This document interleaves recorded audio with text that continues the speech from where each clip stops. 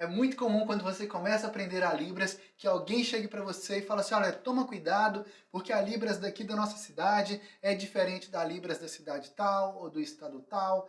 Enfim, cada lugar tem a Libras de uma forma diferente. Alguns falam assim, a Libras de São Paulo é diferente da Libras do Rio de Janeiro. A Libras do Espírito Santo é diferente da Libras lá do Ceará. E assim por diante. Por que as pessoas dizem isso? Elas dizem isso pelo principal motivo de elas simplesmente não terem conseguido lidar ainda com os regionalismos da Libras.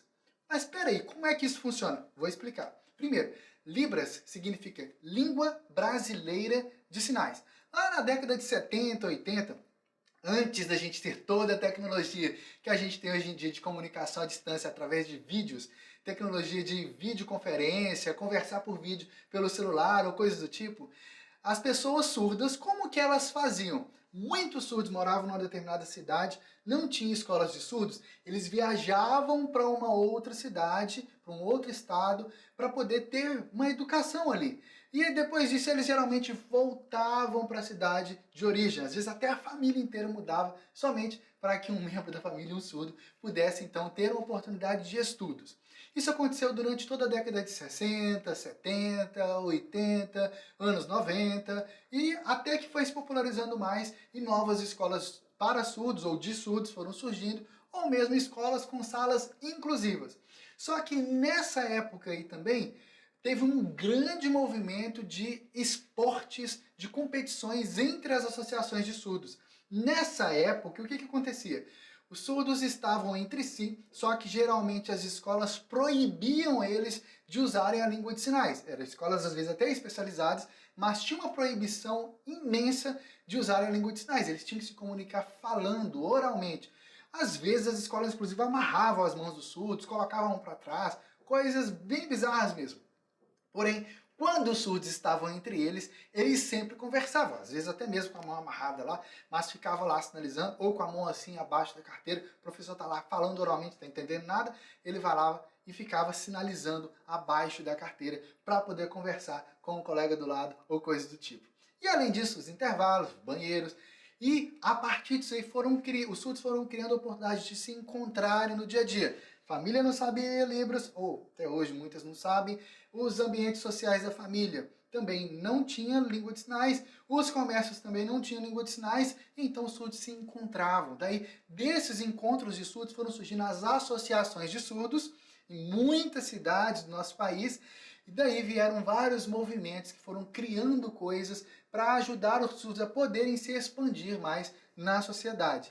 Foram nesses ambientes aí de associações lá atrás, década de 70, 80 principalmente, que foram surgindo então os intérpretes de Libras, num contexto muito informal ali, mesmo de comunicação com surdos no dia a dia e por estarem próximos. Alguns deles, inclusive, familiares de surdos, filho, mãe, irmão, e aí foram criando então associações de pais dos deficientes auditivos, a ZAPADA, e assim foram surgindo também as associações dos surdos. Essas associações de surdos foram criando outras instituições. A Federação Nacional de Educação e Integração dos Surdos, FENEIS, surgiu em 1987, no Rio de Janeiro, e depois foi criando filiais em várias cidades brasileiras. E à medida em que essas instituições de surdos foram surgindo, e eles passaram a ter mais contatos um com o outro de outras cidades, foram criando também oportunidades de encontros, de associações, de práticas esportivas, de campeonatos. Daí surgiu a Confederação Brasileira de Desportos Surdos, CBDS, e a partir disso, surdos de uma cidade foram para outra cidade. Só que isso aconteceu não só no nosso país, isso aconteceu em muitos outros países do mundo. E assim, várias associações de surdos ou entidades representativas de surdos nacionalmente de outros países começaram a criar competições. E os surdos do nosso país também, de várias cidades, foram criando então oportunidades de viajarem para essas competições. Algumas realizadas talvez até aqui mesmo, outras lá fora. E desses encontros de surdos de todo o canto do Brasil, eles foram então cada vez mais nutrindo essa comunicação. O que isso aí tudo quer dizer? Quer dizer que surdos de cidades diferentes do nosso país, quando se encontram até hoje, eles se entendem naturalmente. Só que mais do que isso, nos anos 2000, a tecnologia foi evoluindo cada vez mais e os surdos foram criando e tendo oportunidades de se comunicarem virtualmente. Então surgiram empresas para esse tipo de comunicação, surgiram os vídeos que a gente conhece então do YouTube e várias outras formas que foram possibilitando aos surdos se comunicarem. E o que é que isso foi resultando? Foi resultando que a língua de sinais, que era muito usada com vários regionalismos numa determinada cidade e de outra cidade, foram tendo cada vez mais trocas constantes. E esse nível de diferença regional tão gritante que existiu lá na década de 50, 60 talvez, isso foi diminuindo com o tempo. Existem regionalismos? Sim, claro, existem. Por quê? Porque existem também regionalismos em qualquer outra língua, inclusive no português. Já aconteceu comigo, por exemplo, estando morando em Salvador, sair daqui falando aipim, viajar de carro para Belo Horizonte, chegar lá e durante a estrada falar mandioca quando eu fui no restaurante, pegar um voo de lá, ir para um evento lá em Fortaleza e chegando lá, ir no restaurante com os amigos e comer o quê? Macaxeira. E tudo a gente está falando da mesma coisa. E eu transitei por tudo isso aí, usando cada uma dessas palavras normalmente. Tá lá no cardápio, lá tem ilustração. Você vai conversando com as pessoas, você vai começando a entender essas coisas. Só que isso acontece no português e acontece na Libras. Existem regionalismos em todas as línguas. Por que que existem regionalismos? Porque as pessoas têm necessidades de comunicação diferente. E é a partir dessas necessidades, a partir de uma visão diferente do mundo, que as pessoas começam a criar formas diferentes de expressar algo que outra pessoa já havia criado outra forma de expressar. Assim surgem os regionalismos. Porém, durante a minha graduação no curso de Letras Libras, que era ministrado pela UFSC, mas com o polo em Belo Horizonte na época, eu tinha colegas desse curso de vários outros estados. Se eu não me engano, eram mais de 9 polos na época. E o resultado prático disso foi que as pessoas do meu polo acabaram tendo que criar sinais ali, os surdos, junto com os ouvintes, tentando entender conceitos da área de linguística, por exemplo. Sinais foram surgindo. E era muito engraçado quando a gente chegava para uma aula, aí tinha aquele telão grande lá com os vídeos assim dos polos, sabe? Era muito legal isso. Mostrando lá com letrinhas bem pequenas qual polo era aquele. E aí colegas de outras cidades, de outros polos, e eles iam explicando, olha, a gente criou aqui o sinal para tal coisa. E de repente, exatamente o mesmo sinal que surgiu ali no meu polo, que eu estava na hora que surgiu o sinal, foi criado também lá num polo, lá na ponta do país, lá no Ceará. Percebe? Outro lá na ponta do país, lá embaixo, lá no Rio Grande do Sul. O mesmo sinal foi criado em Belo Horizonte. Só que ele foi criado também lá no Ceará. E foi criado também lá no Rio Grande do Sul. Eu conheço o surdo de Belo Horizonte, que era o primeiro surdo e o único surdo na época, lá da década de 80, que trabalhava numa instituição, a Dataprev, lá em Belo Horizonte, 80, final dos anos 80 assim, e lá, pela primeira vez, ele estava usando um computador em rede. E aí ele falou assim, uau, que coisa incrível. E as pessoas disseram para ele que isso era a internet. Eles podiam comunicar um computador com outro e com computadores fora de outros estados ou até de outros países. E aí ele foi e parou e pensou, uau, que incrível! Então é a informação, a informação. A informação, ela vai percorrendo todo o mundo. E aí ele criou o sinal de internet. Só que esse mesmo sinal de internet criado lá em Belo Horizonte assim, outros surdos de outros estados, também tendo contato com esse tipo de tecnologia na época, também foram tendo essas ideias. Então quem foi o primeiro a criar o sinal de internet? Sabe-se lá, eu conheço o primeiro surdo de Belo Horizonte que criou, mas existem surdos de outras cidades que também criaram exatamente o mesmo sinal. Mas espera aí, já que os surdos moram em cidades diferentes, isso foi criado em épocas em que eles não tinham comunicação virtual, e muitos deles, porque não era todo mundo que fazia essas viagens, eram muitos surdos que eu conheci, de várias classes sociais, inclusive surdos muito pobres, já fizeram viagens assim para campeonatos, porque havia um financiamento para que isso acontecesse, um patrocínio para que isso acontecesse. Mas mesmo assim, essas questões linguísticas, eles foram sabendo lidar com isso. Surdo de uma cidade, de outra cidade, de outro canto, lá no norte do país, sempre foram criando muitos sinais muito semelhantes entre si. Mas por que que isso acontecia? Antes de responder isso, teve uma vez que eu fiz uma viagem de carro, porque eu amo viajar de carro. E a gente foi viajando de carro pelo litoral norte do país. Nordeste, quer dizer. E a gente foi, passamos por Pernambuco, passamos por João Pessoa, chegamos lá na ponta no Rio Grande do Norte. e fomos até o Ceará, em Fortaleza. Só que de lá a gente foi com uma família de amigos para uma cidade lá no interior chamada Jericoacoara, uma cidade incrível. Só que antes de ir para lá, esse casal de amigos falou assim, olha, a gente tem que ir numa cidade que a gente tem uma família lá que a gente ama muito. E a gente foi para essa cidade, muito no interior. Eu achava que era caminho, mas na verdade era assim. Tava aqui em Fortaleza, a gente desceu umas 4 a 5 horas de viagem para depois voltar para Jericoacoara lá na ponta de novo. O que aconteceu quando a gente chegou nessa cidade? Primeiro que a gente ficou perdido lá, até conseguir encontrar o lugar. Mas quando no dia seguinte a gente já estava ali, estava instalado, e aquela família que nos recebeu naquela cidade trabalha com surdos ali também, convidaram a Associação de Surdos da cidade para chegar ali. E aí eu falei assim, eu pensei comigo, agora a gente vai colocar à prova se realmente tem tanta diferença de regionalismo assim na Libras. E o que aconteceu? A gente se comunicou normalmente com surdos. Eu, a Raquel e aquela família de Fortaleza e todo mundo conversando em língua de sinais. A gente entendendo tudo que eles estavam falando e eles entendendo tudo que a gente estava falando. Mas espera aí, e os regionalismos? Existem diferenças regionais? Existem. Mas quando você é fluente em Libras de verdade, você sabe como lidar com elas. E por mais que você veja um sinal que você aprende em uma determinada região, chega na sua cidade, eventualmente é um sinal diferente, se você de fato está fluente em Libras, você vai perceber isso logo. Você vai sacar que o surdo às vezes não te entendeu com uma clareza, ou se ele tem um nível profundo de conhecimento da Libras também, ele vai conseguir compreender. Foi isso que aconteceu, por exemplo, quando a gente morava em Belo Horizonte, mudamos para Salvador. Chegamos aqui, já sabia, vamos ter desafios com os regionalismos do português e da Libras também. E tivemos, na verdade eu tive mais dificuldade com o português do que com a Libras. Por que isso aconteceu?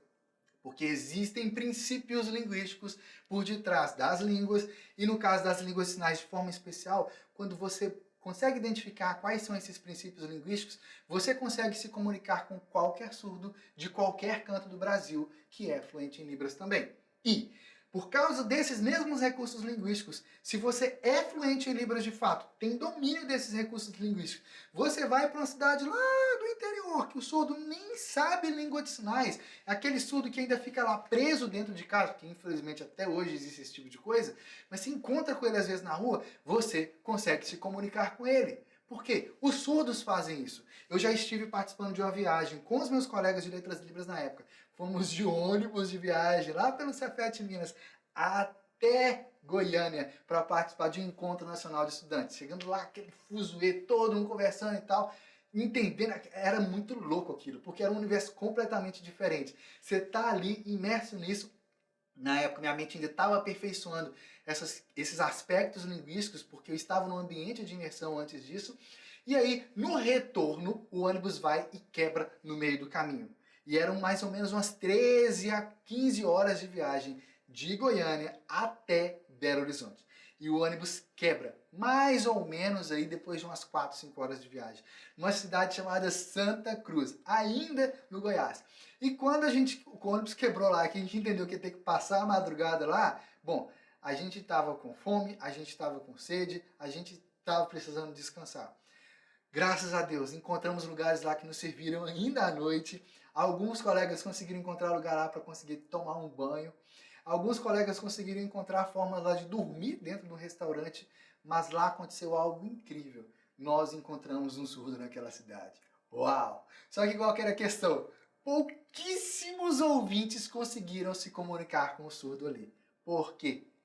Bom, os nossos amigos surdos que estavam ali e que tinham um nível de profundidade linguística muito grande na Libras e que dominavam esses aspectos aos quais eu me refiro aqui, eles conseguiram se comunicar. E ele ficava interpretando os surdos para os outros que ainda não tinham domínio desses aspectos e para nós, pessoas ouvintes ali também. Só que esse evento aí me fez despertar a curiosidade. Como que os surdos conseguem fazer isso? E foi a partir dessa observação aí, nesse conjunto de observações das nossas viagens, que eu e a Raquel começamos a buscar mapear. Raquel é minha esposa e ela é surda. A gente começou a buscar encontrar por que os surdos, quando se encontram com outros surdos, eles têm essa facilidade de comunicação, mesmo quando o outro surdo não tem domínio da Libras, e os ouvintes que estão nos cursinhos tradicionais de Libras geralmente têm dificuldade com isso. Ou quem aprendeu Libras nesses cursinhos tradicionais têm dificuldade de lidar com essas variações regionais. E a gente começou a mapear isso. E foi desse conjunto de mapeamentos, junto com outros que a gente fez também da Libras, que nós fomos encontrando maneiras, formas e criando estratégias, métodos, passo a passo para ajudar e guiar qualquer pessoa ouvinte a se tornar fluente em Libras também e vivenciar de maneira diferente esse aspecto da Libras. A Andresa Abreu, por exemplo, aluna do programa Fluente em Libras, saiu lá de Tubarão, em Santa Catarina, onde ela mora, fez uma viagem para o Paraná e ali ia participar de um programa, de um curso ali que ia ser ministrado o dia todo somente em Libras.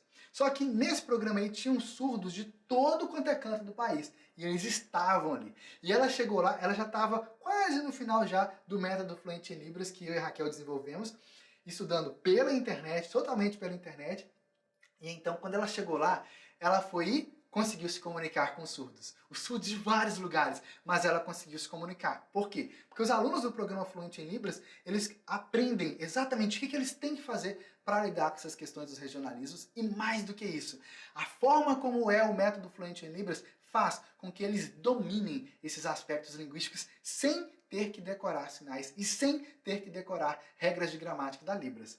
Ok? E o que aconteceu? Ela, além de ter essa comunicação com esses surdos todos aí, ela, com pouquíssimas semanas de estudo, ela conseguiu chegar ali, participar de todo o curso ministrado em Libras, entender tudo que estava sendo sinalizado e, mais do que isso, conversar com surdos. Só que ela não foi um caso isolado. Tem muitas e muitas histórias como essa. Como, por exemplo, da Marlene Terra, que muitas vezes tem que fazer viagens para várias cidades ou estados do Brasil para ministrar cursos relacionados à igreja dela. E então ela chega lá, tem contato com surdos, e aí? Antes, ela ficava acuada, porque ela chegava lá e falava assim, como que eu vou fazer? É diferente, e aí? Mas a partir do programa Fluente em Libras, ela começou a fazer essas viagens e ela foi fazendo essas viagens e percebendo que agora, ao invés de estar ali com os braços assim, presos, amarrados ali, agora ela está livre. Só que livre e fluente em Libras. Então, se você ainda está enfrentando desafios aí com relação aos regionalismos da Libras, as chances são que a forma como você vem estudando a Libras, a forma como vem te ensinando a Libras,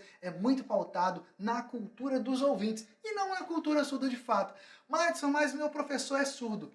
Pois é, aí que tá. Nem todo ouvinte, por falar português, é professor de português, percebe? Então nem todo surdo também está de fato preparado, de fato mesmo, para fazer o ensino da Libras.